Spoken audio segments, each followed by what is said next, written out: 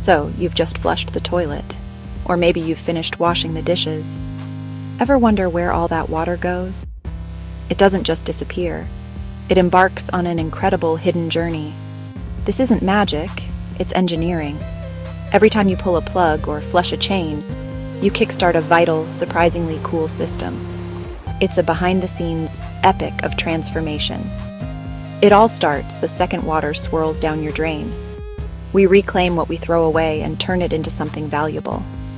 Imagine the system as a life-size terracotta sculpture. Your house as a clay model.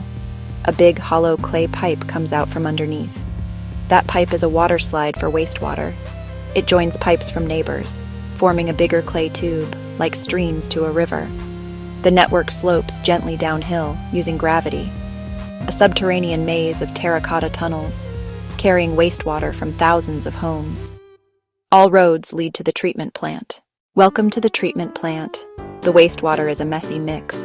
Think chunky gray-brown soup, soap from your shower, bits of food from your kitchen sink, toilet paper, human waste.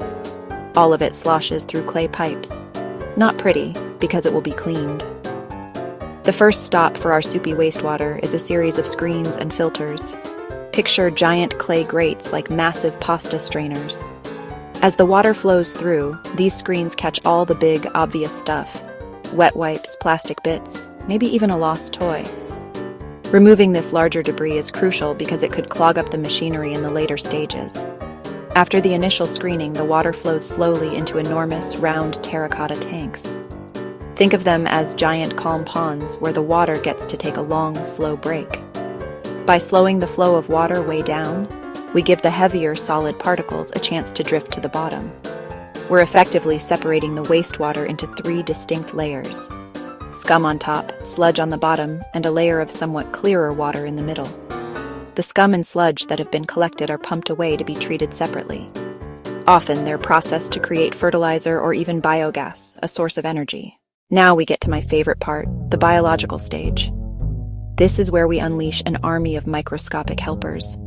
Imagine these tanks as bubbling, churning terracotta cauldrons. Air is being pumped through the water, creating a constant froth of bubbles. This isn't just for show. The oxygen is vital for the heroes of this step. Billions and billions of good bacteria. We're creating the perfect environment for these microorganisms to thrive and get hungry. What are these bacteria so hungry for? The nasty stuff still dissolved in the water. The organic waste. The stuff that makes sewage, well, sewage. To these bacteria, it's an all-you-can-eat buffet. They greedily consume the pollutants, breaking them down into harmless substances like carbon dioxide, more bacteria. It's nature's own recycling program, supercharged. Some systems use a trickling filter concept. Rocks, plastic media, slimy bacterial film. As the water trickles down, the bacteria munch away at the contaminants.